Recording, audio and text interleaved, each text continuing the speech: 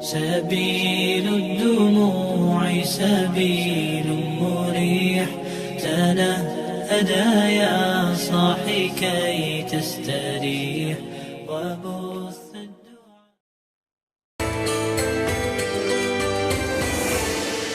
Assalamualaikum warahmatullahi wabarakatuh. Selamat petang pemirsa, apa kabar Anda? Senang sekali tentunya saya Karo Fahmi hadir kembali untuk menjumpai Anda di Mutiara Kalbu TVRI Bengkulu untuk hari ini. Dan hari ini kita akan membahas tema kita, yaitu keistimewaan silaturahmi di TVRI Bengkulu. Di studio TVRI ini telah hadir untuk narasumber kita ada Bapak Ustadz Ihsan Nasution dan juga ibu-ibu dari Majelis Taklim An-Nabah. Assalamualaikum warahmatullahi wabarakatuh. Ibu-ibu sehat? Alhamdulillah sehat. Nah, kita akan berbincang tentunya mengenai keistimewaan dari silaturahim ataupun juga silaturahmi. Untuk itu kita akan membahas terlebih dahulu, kita akan mendengarkan ceramah singkat dari Pak Ustadz. Nanti kita akan persilakan kepada ibu-ibu dari Majelis Taklim An-Nabah untuk bisa memberikan pertanyaannya kepada Pak Ustadz. Silakan Pak Ustadz. Baik, makasih Mas Fahmi. Bismillahirrahmanirrahim. Assalamualaikum warahmatullahi wabarakatuh. Waalaikumsalam warahmatullahi wabarakatuh.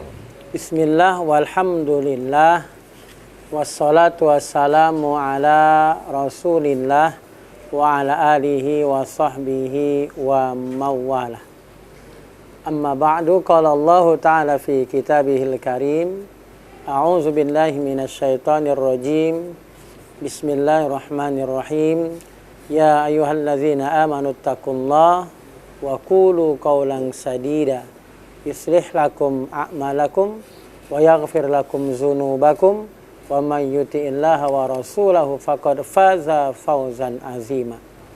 Pemirsa TVRI Bengkulu dimanapun berada yang dimuliakan Allah, beserta seluruh ibu-ibu Majelis Taklim An-Nabah dan seluruh yang berada di studio hari ini, semoga kita senantiasa dirahmati, diberkahi, dan diridhoi Allah SWT. Amin, amin ya rabbal alamin. Di sore ini kita akan membahas tentang keistimewaan silaturahim. Silaturahim itu adalah perintah Allah. Bahkan disebut di surat An-Nisa ayat 1, setelah kita wajib bertakwa, wattaqullaha allazi tasaaluna bihi wal arham. Setelah perintah bertakwa itu Allah perintahkan adalah dan sambunglah silaturahim. Apa yang disebut silaturahim? Jadi kalau bahasa agamanya itu silaturahim. Kita sering mengadopsinya menjadi silaturahmi, ya. Jadi silah itu artinya menyambung. Rahim itu artinya yang masih satu rahim. Artinya silaturahim itu menyambung hubungan yang masih ada hubungan darah kaitannya, masih satu rahim.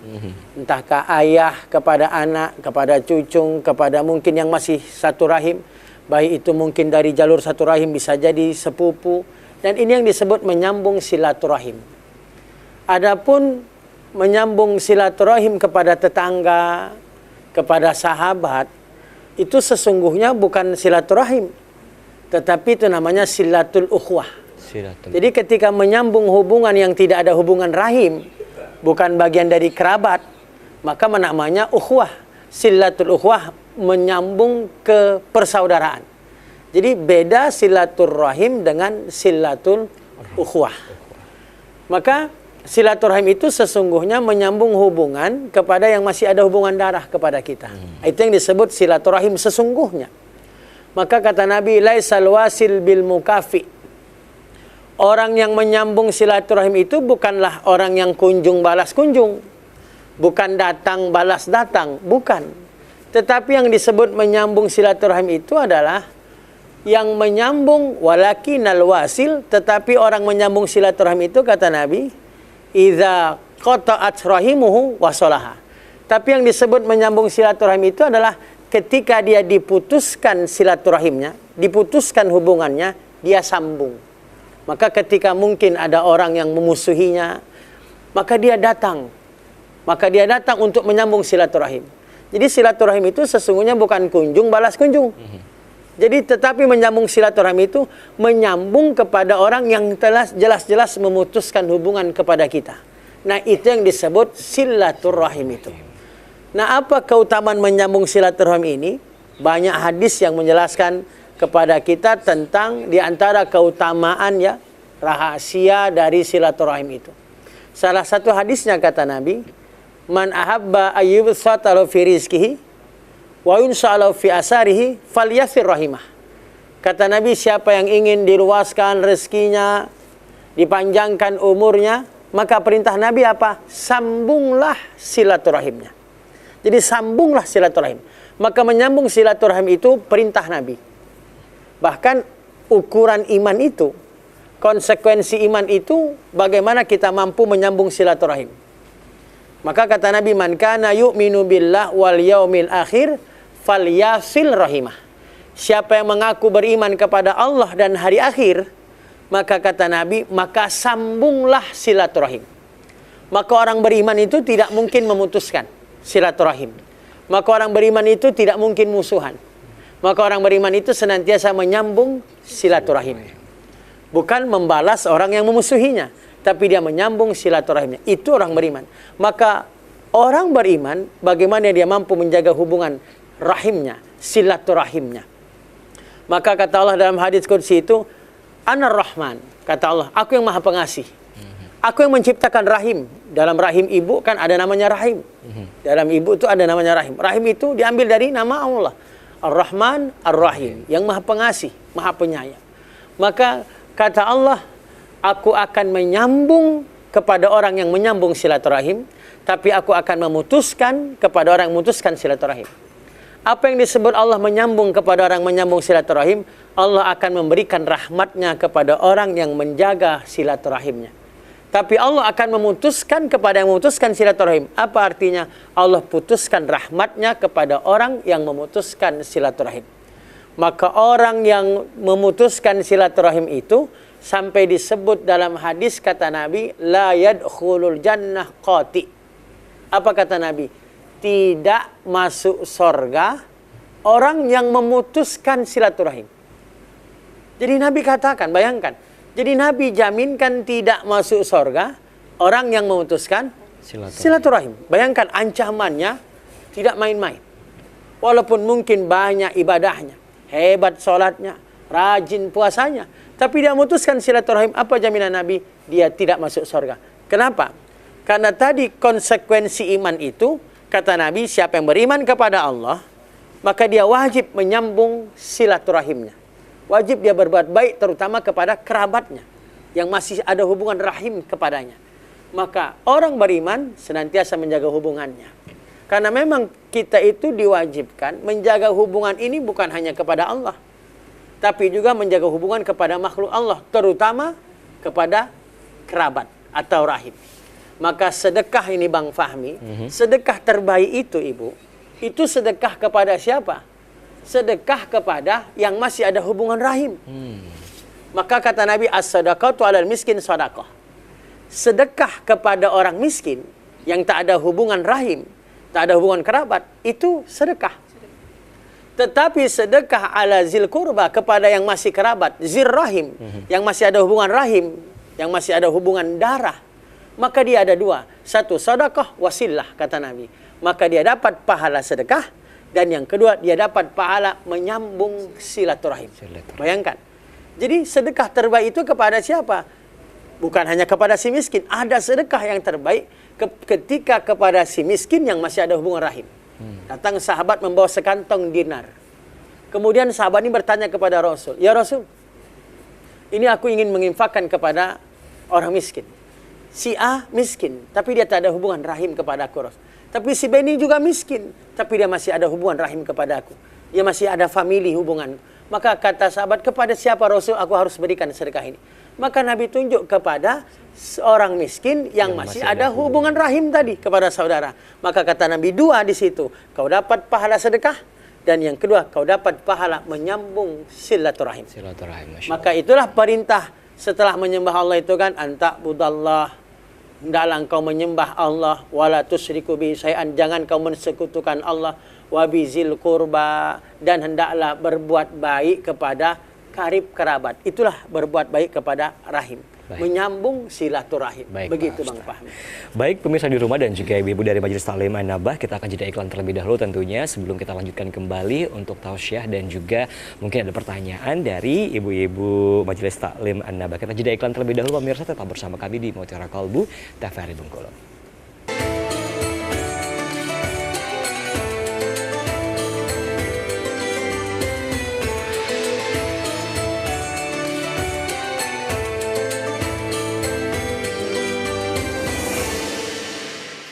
Baik pemirsa di rumah dan juga ibu-ibu yang ada di studio TVRI Bengkulu dari Majelis Taklim An-Nabah, kita kembali tentunya di Mutiara Kalbu TVRI Bengkulu untuk hari ini dengan tema kita masih keistimewaan silaturahim bersama dengan Bapak Al-Ustadz Ikhwan Nasution. Boleh silakan, mungkin ada pertanyaan yang pertama dari ibu-ibu dari Majelis Taklim An-Nabah, silakan Ibu. Assalamualaikum warahmatullahi wabarakatuh. Waalaikumsalam warahmatullahi wabarakatuh. Dalam kita menjalin silaturahmi antar keluarga atau antar tetangga, gini Pak Ustadz, kadang-kadang kita dalam bersaudara Pak Ustadz ya, kadang-kadang keluarga tuh ada yang agak keras, ada yang lembut, kadang ada yang biasa-biasa saja. Nah yang ingin saya tanyakan Pak Ustadz gini Pak Ustadz, kita itu kadang-kadang sama saudara itu, kadang-kadang ada yang keras. Nah kadang dia keras itu kan kadang-kadang tersinggung, tapi kita berusaha menahan, gimana jangan sampai tersinggung.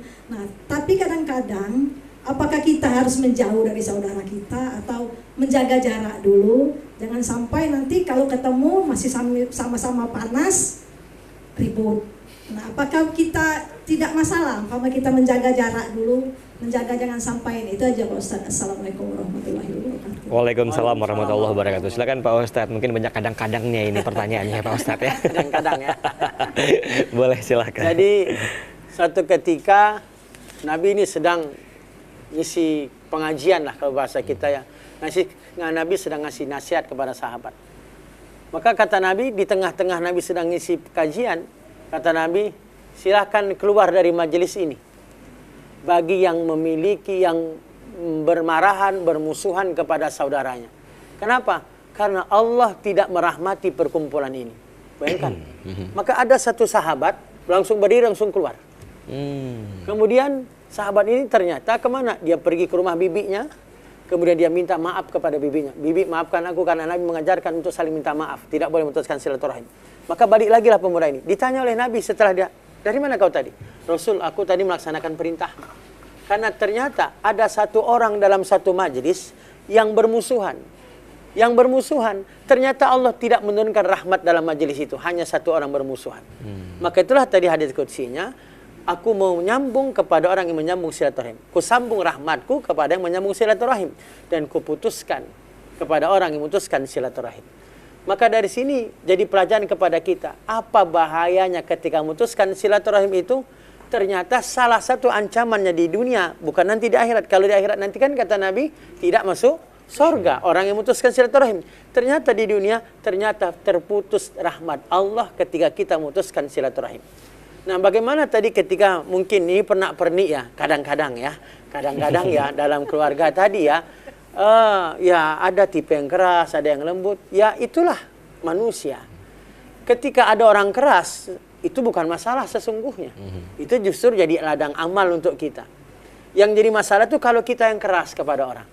Samalah ketika mungkin ada orang yang jahat, itu yang jadi masalah sesungguhnya bukan orang itu yang jahat. Yang jadi masalah terbesar kalau kita yang jahat kepada orang, itu baru masalah. Kalau orang jahat kepada kita, itu insya Allah ladang amal. Kalau orang yang menggunjing kita, itu ladang amal. Yang masalah itu kalau kita yang menggunjing orang. Nah begitu juga ternyata ada saudara kita yang tipikalnya mungkin keras bawaannya. Itulah ladang amal kita, ujian bagi kita bagaimana menghadapi orang ini. Tapi kadang kita juga sakit hati. Maka ketika sakit hati menghindar boleh. Tapi memutuskan tidak boleh. Bagaimana cara menghindar? Bukan berarti kita memusuhi. Tetapi bagaimana kita boleh jadi menjaga jarak sebentar. Karena memang untuk Nabi itu pernah. Ketika ada sahabat namanya Wahsy. Wahsy ini dulu kafir. Wahsy inilah yang membunuh paman Nabi namanya Hamzah di perang Uhud. Jadi Wahsy itu saking bencinya kepada Nabi Muhammad, dia cari paman tercintanya namanya Hamzah. Kemudian jantungnya dimakan di depan Nabi. Oi Muhammad, nih ku makan jantung paman tercinta. Sakit hati Nabi. Bayangkan. Tapi setelah itu, dapat hidayah si Wahsy masuk Islam. Ketika Wahsy masuk Islam, tentu Wahsy menjadi sahabat. Tapi apa yang terjadi? Kata Nabi, jangan dulu tampakkan Wahsy. Aku belum mau melihat wajah Wahsy untuk sementara. Karena kenapa? Karena ketika melihat wajah si Wahsy, Nabi masih teringat bagaimana Wahsy memakan jantung pamannya. Artinya, menjaga jarak itu boleh. Oh, aku masih teringat kata-kata kasarnya kepada aku. Maka menjaga jarak boleh. Tetapi memutuskan silaturahim tidak boleh. Maka memutuskan silaturahim itu maksimal, itu tidak boleh lebih dari 3 hari. Jadi karena ada hadis, man hajara akhahu fauqa salasa layal, siapa yang memusuhi saudaranya lebih dari 3 malam, lantuk bala amalahum hatta yaslaha. Maka amal mereka yang bermusuhan yang tidak seteguran ini tidak diterima sampai mereka berdua berdamai. Bayangkan. Maka musuhan itu boleh, tapi jangan lewat 3 malam. Maka tadi jaga jarak tadi boleh, tapi jangan lewat 3 malam. Kenapa? Karena di amal kita itu ditahan oleh malaikat, tidak dilaporkan malaikat kepada Allah, tidak dinaikkan amal kita ke langit selama kita belum berdamai. Maka datang perintah kepada malaikat, angziruhum hatta yaslaha.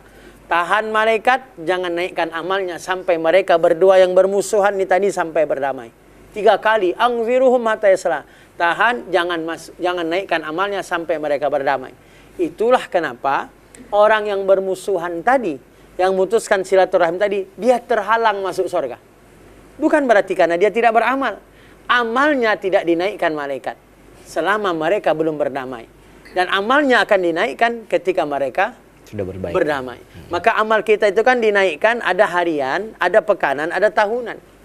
Amal kita itu dilaporkan malaikat pekanan kapan? Itulah hari Senin dan hari Kamis. Maka itulah kenapa Nabi senang puasa hari Senin Kamis. Kata Nabi, wa uhibbu ayyurfa amala wa ana shaim. Aku senang, kata Nabi, wa uhibbu, aku senang. Ayyurfa amali, ketika amalku dinaikkan oleh malaikat kepada Allah, aku dalam kondisi puasa. Maka Nabi senang puasa Senin Kamis, amal dinaikkan Senin dan Kamis. Jarak antara Senin ke Kamis itu 3 hari. Maka itulah kenapa tidak boleh kita itu memboikot, bermusuhan tadi, menjaga jarak tadi. Itu tidak boleh lebih dari 3 hari. Karena amalan Senin sampai Kamis tadi, Senin dan Kamis, amalan ini akan dinaikkan. Jaraknya 3 hari. Maka kalau sudah 3 hari, segera tegur. Segera sambung silaturahim. Segera mungkin tegur. Walaupun hanya sekedar salam, say hello. Karena memang silul arham walau bisalam. Ada perintah Nabi. Sambunglah silaturahim walaupun hanya sekedar salam. Jadi walaupun sekedar salam. Jadi ketika ketemu atau lewat media sosial atau hari WA mungkin kita Assalamualaikum, itu sudah disebut orang yang menyambung silaturahim. Jadi tadi pertanyaan Ibu, bolehkah kita jaga jarak karena sakit hati? Ya boleh-boleh saja. Tapi jangan lewat 3 malam. Nanti kalau 3 malam, ini setan kesenangan. Nanti akan dibuat apa? Permusuhan sesungguhnya. Nah, ini. Oke, baik. Udah lewat 3 malam belum, Bu? Baik, kalau gitu. Nah, kembali mungkin ada pertanyaan kembali dari Ibu-Ibu Majelis Taklim An-Nabah. Silahkan untuk pertanyaannya dalam tema kita keistimewaan silaturahim. Silahkan Ibu-Ibu, yang di belakang mungkin, yang di depan juga. Iya. Boleh, silakan. Di luar tema juga tidak apa-apa. Kadang-kadang basing boleh. Iya. Kadang-kadang basing juga nggak apa-apa. Silakan. Assalamualaikum warahmatullahi wabarakatuh. Waalaikumsalam warahmatullahi wabarakatuh.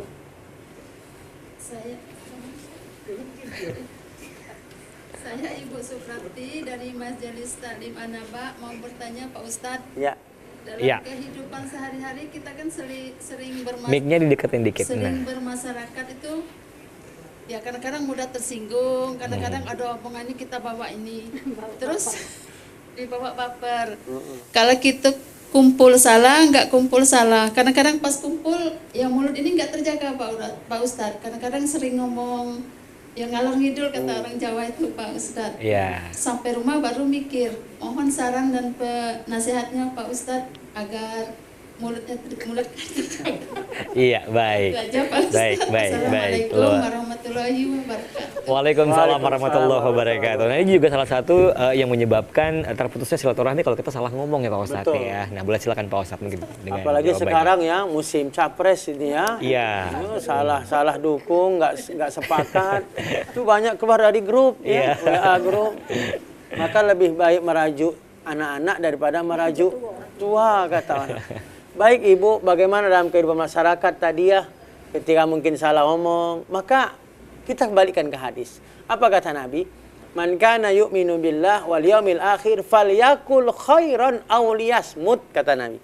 Barang siapa yang beriman kepada Allah dan hari akhir, berkatalah yang baik-baik. Kalau tak mampu berkata yang baik, maka pilihannya apa, kata Nabi? Diamlah. Diamlah.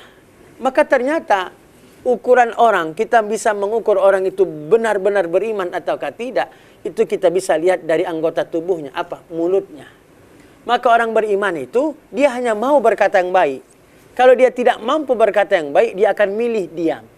Maka orang bijak mengatakan diam itu emas, diam itu bernilai. Maka lebih baik diam daripada berkata menyakitkan. Maka kita pikir sebelum kita berkata ini, ketika kita berkata menyakitkan, maka lebih baik kita pikir saja diam. Dan diam itu menjadi pahala ketika kita mengamalkan diam karena perintah Nabi. Karena diam itu adalah perintah Nabi. Maka kata Nabi, siapa yang beriman kepada Allah, maka ciri orang beriman, lihat mulutnya. Dia akan berkata yang baik. Artinya orang beriman itu, dia akan senang memuji, dia tidak akan suka mencaci. Dia tidak akan senang korek-korek keburukan orang. Dia akan terus menyanjung orang, menyebut kebaikan orang. Tetapi orang yang tadi hilang imannya, maka dia akan senang mengkorek-korek keburukan orang. Maka kita itu memang diajarkan sebut kebaikan, jangan sebut keburukan. Ketika menyebut keburukan, pasti ada dua dosa di situ. Kalau tidak dosa fitnah, dosa ghibah. Ketika kita sebut keburukan si A, dan keburukan itu ternyata betul-betul ada, itu namanya ghibah. Gunjing, ngupat. Menggunjing itu diibaratkan Allah sama dengan makan bangkai saudara. Saudaranya. Ayuhibbu ahadukum ayyakula lahma akhihi maitan fakarihtumuh, kata Allah. Sukakah kamu makan bangkai saudaramu sendiri? Maka pasti kamu tidak suka. Itulah Allah gambarkan dosa dari ghibah. Tetapi yang kedua, ketika kita menyebutkan keburukan dan itu tidak terjadi, itu namanya fitnah. Fitnah juga itu lebih kejam ternyata, kata Allah, al-fitnatu asyaddu minal qatli. Fitnah itu lebih kejam daripada membunuh. Kenapa kata ulama? Karena membunuh sakitnya sekali.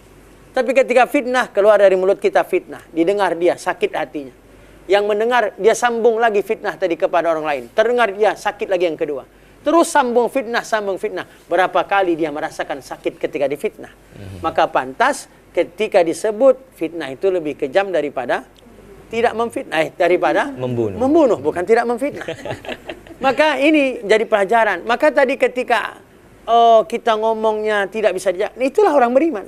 Maka orang beriman itu jaga anggota tubuh, karena tubuh kita ini akan dimintakan pertanggungjawaban. Al-yauma nakhtimu ala afwahihim wa tukallimuna aydihim wa tashhadu arjuluhum bima kanu yaksibun.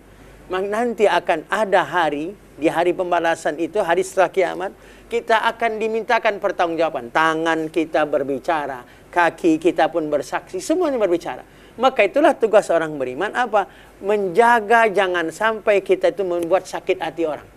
Baik perkataan, baik perbuatan kita, maka jaga.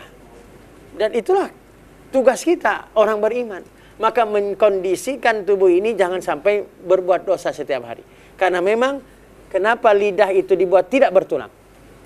Tetapi lidah dipagari oleh gigi. Berapa jumlah gigi itu Ibu ya? 32 ya? Pokoknya itulah. Artinya lidah satu tapi dipagari oleh banyak. Ini menjadi pelajaran, lidah yang tak bertulang itu bahaya, maka dipagari oleh banyak. Maka kita kenapa dibuat mulut hanya satu, telinga dua, mata dua? Kita diajarkan berarti untuk banyak melihat, untuk lebih banyak mendengar daripada banyak berbicara. Maka ungkapan orang-orang dulu itu mulutmu harimau.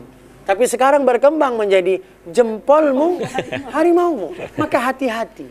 Maka orang beriman pantang mencaci. Orang beriman, dia akan suka memuji. Ketika tak mampu dia memuji, dia pilih diam. Maka tidak boleh kita sebut, oh si A sombong ya. Kenapa? Karena dia diam terus.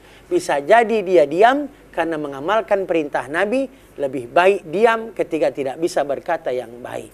Jadi itu aja Ibu. Ketika kita tidak bisa berkata baik, dah diam aja. Dah diam aja, nggak usah kita ngomong daripada menyakitkan orang. Karena ketika sudah keluar dari lisan kita, itu akan jadi milik orang. Maka sakit hati itu jauh lebih sakit daripada sakit fisik kata orang. Oke, baik Pak Ustadz. Nah itu nanti kita akan lanjutkan kembali tentunya pemirsa di rumah dan juga yang ada di studio. Kita akan jeda iklan terlebih dahulu, tetap bersama kami di Mutiara Kalbu TVRI Bengkulu.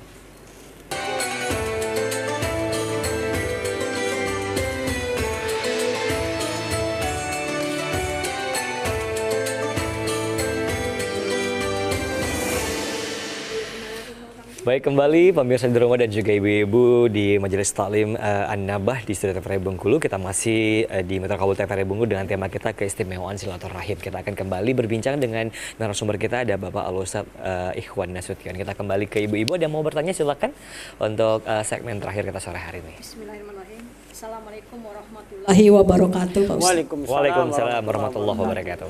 Menyambungkan silaturahmi, Pak Ustadz ya. Ada teman, kadang kita bertamu atau teman kita bertamu ke rumah kita, Pak Ustadz. Kadang kita suguhi minuman nggak diminum. Nah, jadi dia juga sering bertamu ke tempat sini, ke tempat situ. Nah, kita tanya sama teman yang lain, kalau ibu itu ke rumah kamu minum nggak? Nggak. Setiap kali kami suguhkan minum, dia nggak mau minum, Pak Ustadz. Nah, gimana itu, Pak Ustadz? Assalamualaikum warahmatullahi wabarakatuh. Waalaikumsalam warahmatullahi wabarakatuh. Jadi itu ada kisah nyata itu. Berkaitan dengan pertanyaan Ibu itu. Kisah nyata Nabi Ibrahim. Nabi Ibrahim itu bergelar Abu Difan, bapaknya para tamu. Jadi Nabi Ibrahim itu orang yang pandai memuliakan tamu. Itu diceritakan dalam Quran surah Az-Zariyat. Di ayat 24, 25 sampai 27 itu. Jadi ada kasus itu sama seperti Ibu. Datanglah rombongan tengah malam, orang pakai baju putih. Pakai baju putih, datang tengah malam. Assalamualaikum. Faqalu salama. Waalaikumsalam, kata Nabi Ibrahim. Dibukakan pintu. Nabi Ibrahim tidak kenal siapa ini orang. Tapi Nabi Ibrahim itu orang yang pandai memuliakan tamu. Karena memang orang beriman, man kana yu'minu billah wal yawmil akhir falyukrim daifahu. Siapa yang beriman kepada Allah dan hari kiamat, muliakan tamunya. Maka Nabi Ibrahim suruh tamunya tadi masuk. Kemudian Nabi Ibrahim pergi ke belakang. Bertanya kepada istrinya, Ibunda Sarah, ada yang bisa kita suguhkan untuk tamu? Bayangkan tengah malam, tamu nggak dikenal, pakai baju serba putih. Kemudian ada yang bisa kita suguhkan untuk tamu? Tidak ada, kata Ibunda Sarah. Ada itu satu, sapi, anak sapi. Apa yang dilakukan Nabi Ibrahim? Tengah malam motong sapi. Tamu yang nggak dikenal. Tengah malam dia motong sapi, kemudian sapi tadi dipanggangnya, kemudian disuguhkannya. Faqarraba ilahi, didekatkanlah sapi, makanan sapi panggang ini kepada tamu. Kemudian Allah ta'kulun, kenapa tidak kau makan? Sudah dikasih minum, minum tidak diminum. Kasih makan, ternyata juga tidak dimakan. Diam 1000 bahasa. Jadi diam dia 1000 bahasa. Fa'aujasa, mulai Nabi Ibrahim takut. Ini siapa ini? Sudahlah tengah malam pakai baju putih, tidak berbicara, hanya cuma mengucapkan salam tadi. Pasti lihat kakinya tidak nyentuh tanah. Masya Allah. Mungkin seperti itulah mungkin kan. Maka ketika Nabi Ibrahim merasa takut, barulah orang-orang tamu ini berkata, tidak usah takut. Kami ini datang ke sini ingin memberikan kabar gembira. Fabasyarnahu bighulamin alim. Sebentar lagi engkau akan dapat anak alim yang berpengetahuan. Siapa itu? Itulah Ishak. Anak dari Sarah. Sarah yang diponis tidak bisa anak, yang tidak bisa punya anak. Ternyata mereka datang tengah malam ingin ngasih tahu, Sarah sedang hamil, ntar lagi dapat anak. Setelah Ismail, Ishak. Maka ini jadi pelajaran. Oh, ternyata yang ibu tanyakan itu sudah terjadi di zaman Nabi Ibrahim. Ketika kita kasih minum, dia tidak minum. Dikasih makan, dia tidak makan. Jangan-jangan itu tamu malaikat. Itu yang pertama. Yang kedua, tugas kita apa? Melayani tamu.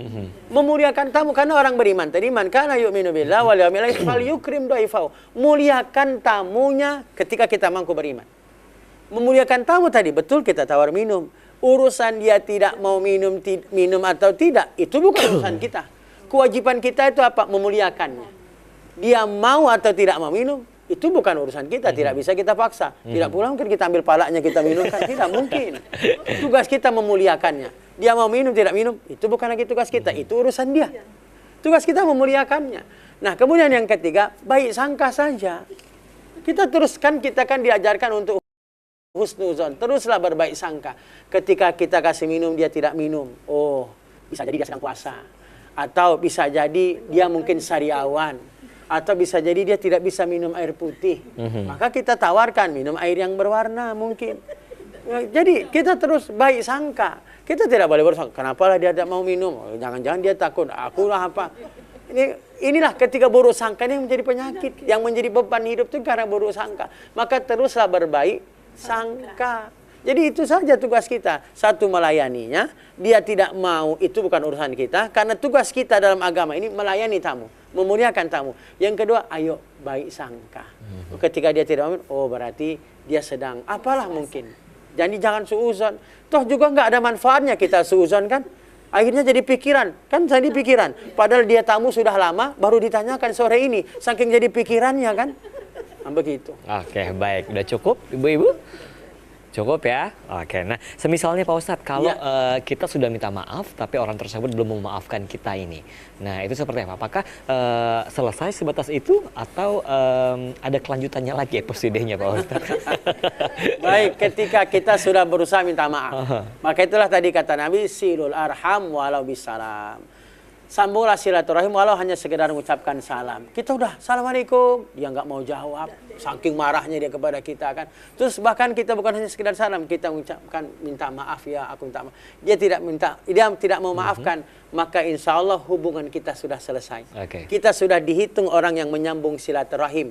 Walaupun dia tidak memaafkan, maka amal kita yang tertahan tadi oleh malaikat dilaporkan, dinaikkan ke langit karena kita sudah dihitung menyambung silaturahim. Tinggal dia lagi yang punya masalah yang tidak memaafkan. Tapi amal kita sudah selesai, dilaporkan malaikat karena kita sudah dicatat sebagai orang yang menyambung silaturahim. Nah, menyambung silaturahim inilah yang dijamin Nabi tadi. Orang menyambung silaturahim diluaskan rezeki, dipanjangkan umur, dan jaminannya apa? Sorga. Maka kata Nabi kan disebutkan dalam hadis itu, ya ayuhan nas absus salam, wahai manusia sebarkanlah salam. Kemudian wa'atimut ta'am, kasihlah makan orang. Wasilul arham, dan sambunglah silaturahim. Termasuk tadi jangan malu minta maaf. Karena kan kita ini punya penyakit gengsi minta maaf. Siapa dulu, aku lebih tua daripada dia, dia yang salah. Maka sambunglah silaturahim. Kemudian kata Nabi, wasallu wan nasu niyam, salatlah di saat orang pada tidur. Maka jaminan Nabi tadkhul jannata bisalam. Maka jaminan Nabi kamu akan masuk ke dalam surga dengan selamat. Maka syaratnya apa? 1, sebarkan salam.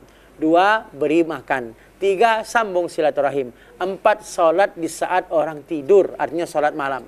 Maka 4 ini dilakukan, Nabi jamin kamu akan masuk ke dalam surga Darussalam. Itu tadi jaminan. Baik, sedikit Pak Ustadz kesimpulan kita sore hari ini sebelum kita tutup untuk acara kita di Muter Kalbu TVRI Bengkulu. Silakan. Baik, keistimewaan silaturahim. Silaturahim adalah menyambung hubungan, baik hubungan yang memiliki rahim kepada kita, hubungan kekerabatan, hubungan darah. Kita diajarkan untuk menyambung silaturahim. Kenapa? Pertama, karena memang itu perintah Allah. Perintah Allah setelah menyembah kepada Allah, perintah Allah setelah kita berbuat baik kepada orang tua, kita diajarkan wabil walidaini ihsana wabizil kurba, berbuat baik kepada orang tua dan juga kerabat, menyambung silaturahim. Puncaknya silaturahim itu adalah menyambung silaturahim kepada orang tua kita. Kita misalnya sudah menikah, maka puncaknya menyambung silaturahim itu adalah kepada kedua orang tua kita. Maka tidak ada dosa yang azabnya itu ditunda, kecuali ada 2 dosa. 1 apa? Berbuat zalim. Yang kedua, memutuskan silaturahim. Ini dosanya langsung di dunia. Maka kepada kita semua berarti, menyambung silaturahim itu bukan perkara remeh. Menyambung silaturahim itu perintah Allah.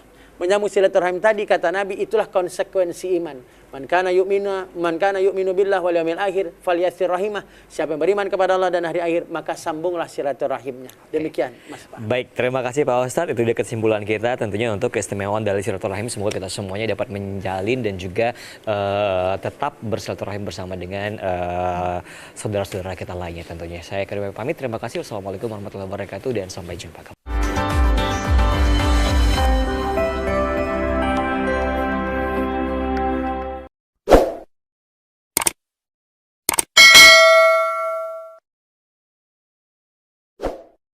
سبيل الدموع سبيل مريح تنهدى يا صاحي كي تستريح وبث